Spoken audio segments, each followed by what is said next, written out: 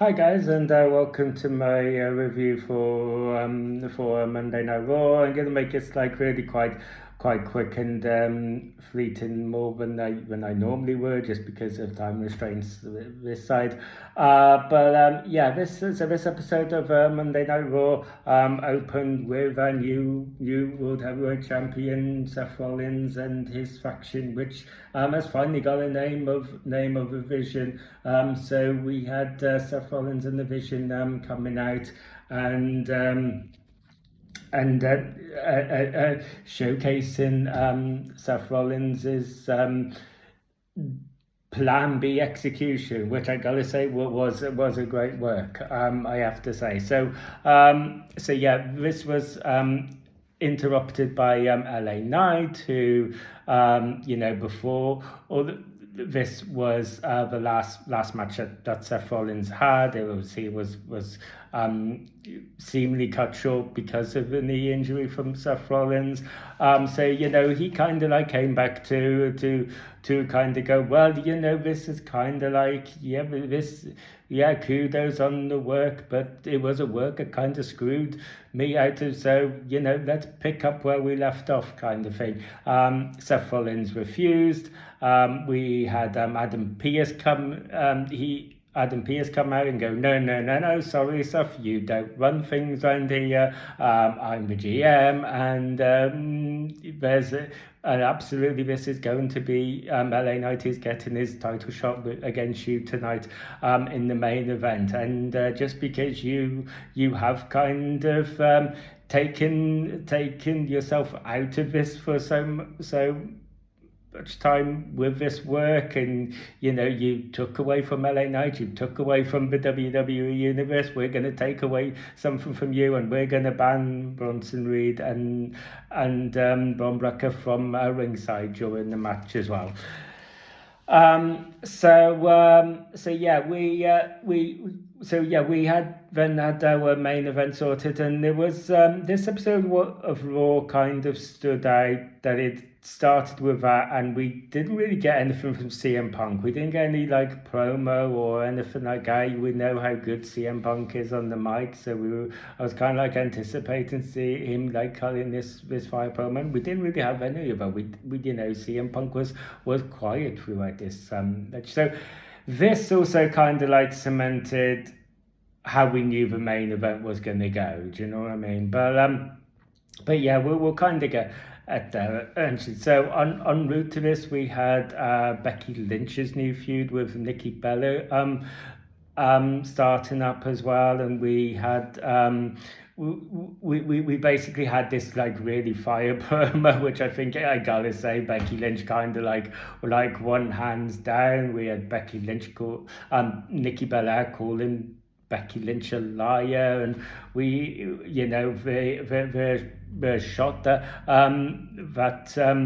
Becky Lynch took with John Cena just had all kind of like an hysterics. It was just so it really, when she delivered that, it felt like a real kind of like Mortal Kombat moment, like fatality. Do you know what I mean? Becky Lynch wins, so it was just one of those. But I mean, fire promo. I mean, I'm not sure how I feel about Becky Lynch and this Nikki Bella feud really, but yeah, we'll see how it goes. Fire promo, really fire promo. What else do we have here? We had Dominic Mysterio against Dragon Lee as well. This kind of like crossover from AAA, and I don't know how I feel about this. Okay, so I mean, I feel like I don't know how I feel about this sort of merging of TNA and AAA, and therefore like matches and bouts from that being kind of contested on the main roster of. Like, I don't know necessarily how I feel about that. I'm not sure I like that, and I don't mean that disparagingly to AAA or TNA, because I really love lucha libre wrestling. So for me it in a way it's great from that point of view, that I really like watching these matches and these talents. But just from a practical standpoint, we've seen on the main roster that there's so many mid cards and titles on the main roster that just end up kind of don't really get any real attention because the main roster is so packed, and so there's so many like mid cards and title divisions that kind of like just end up we're feeling really underdeveloped for that reason. So now you're going to bring more into it, you know what I mean? So it just felt like, I'm not too sure how I feel about that.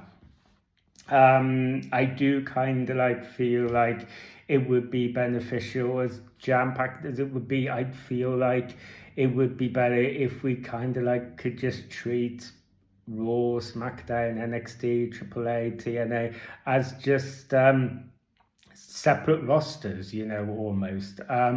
And then they just got their own kind of like little bit of limelight to kind of shine. Do you know what I mean? I do kind of like feel like that would be just a way forward where AAA and TNA get their own little kind of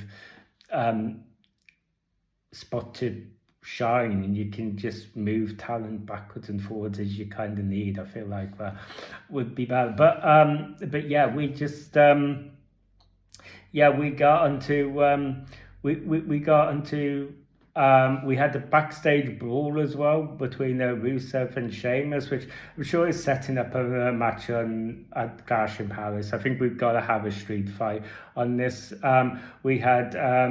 We had the rematch between Charlotte Flair and Alexa Bliss and Roxanne Perez.